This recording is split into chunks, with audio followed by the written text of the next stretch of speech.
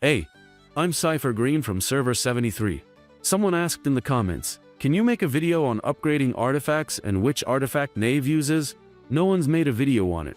So we have already covered how to upgrade artifacts in the previous video. Artifacts 101, a complete guide. So if you need that part, start there. Today's focus is Mave. What role she actually plays, which artifacts make sense on her, and a look at why she's not used as often as others. I'll also suggest a couple of skills that work well with her setup. Nothing flashy, just what gets the job done. Let's get into it.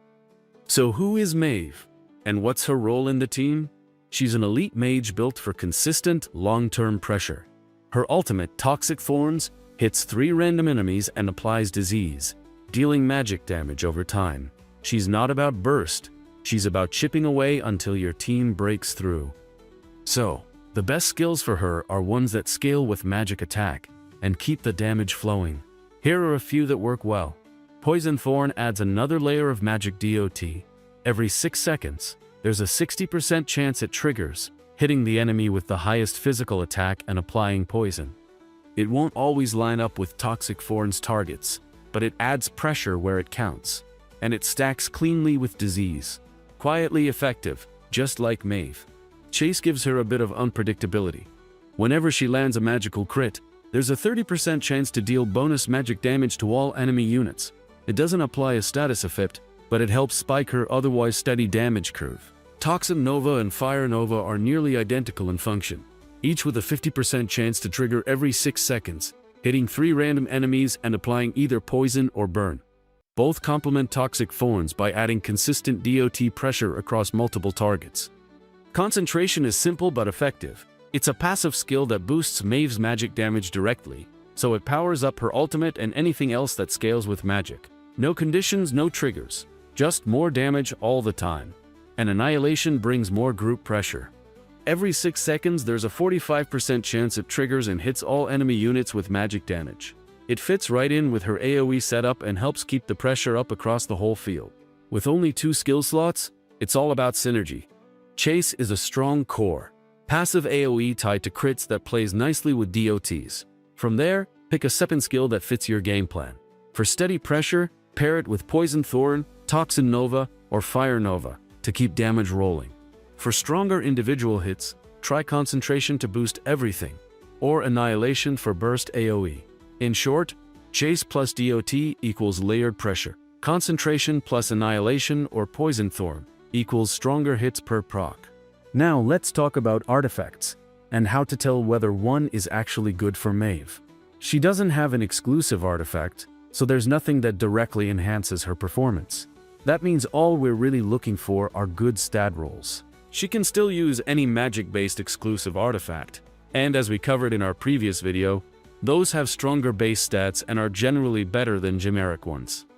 So what stats are actually useful for Mave? Magical attack is the most important. Her ultimate Toxic Thorns scales with magic attack, so any artifact with that stat, flat or percentage-based, is immediately more relevant to her kit. Crit rate and crit value can also be useful, especially if you're running skills like Chase, which trigger on magical crits. They're not mandatory, but they're better than rolling something that contributes nothing. And what isn't useful? Physical attack has no impact on her damage. It doesn't scale any of her skills. Accuracy is also irrelevant, since magic skills can't be dodged in Infinity Kingdom. It's a wasted stat for her. So when you're looking at artifacts, the best ones will have magical attack, and ideally some crit stats if that fits your build. If most of the stats are physical or tied to mechanics she doesn't use, it's better suited to someone else. And an important thing to note is, percentage-based stats are always stronger than flat ones. They scale with your Immortal's base stats and continue to gain value as your account progresses. You can't control the RNG, but understanding what benefits your Immortal makes it easier to spot the artifacts that are worth investing in. I know you didn't ask, but if you're interested, I'd suggest treating Mave as an entry point, a way to explore DOT-based strategies without needing high investment. But realistically, most players move on quickly, since any epic mage will outperform her. If you're using Mave as your main mage, the most straightforward upgrade is Empress Wu. Wu is an epic tier immortal who outperforms Mave across the board. Her ultimate, Imperial Fire, deals 600% magic damage to a single target, and has a 60% chance to chain that same damage to nearby enemies, up to 3 times. With her exclusive artifact equipped, that chance increases to 70%. Compared to Mave's slower, damage over time approach, Wu delivers faster and significantly higher burst. She also has a few key advantages over Mave, like 3 skill slots instead of 2, stronger base stats as an epic Immortal, and an exclusive artifact that boosts her performance even further. On top of that, Wu is one of the easiest mages to collect. You'll find her fragments for Valor Marks in Contention of Relics shop, through calendar events like Lucky Spin, and even in random or fire-specific fragment pools. She is also occasionally in the market for gems or soul crystals. For free-to-play players, that makes her an ideal long-term investment. Once you unlock Wu, she completely replaces Mave in both power and practical use, across PvE and PvP. So that's the rundown on Mave, how to make her work, and who to swap her out with when you're ready for an upgrade. Huge thanks to McJovi-Regis8488 for the question that inspired this video. I hope you enjoyed it. To everyone else, have you got Mave on your team right now? What skills or artifacts have you actually tried and how did they work? Or have you already moved on to someone else? If so, who?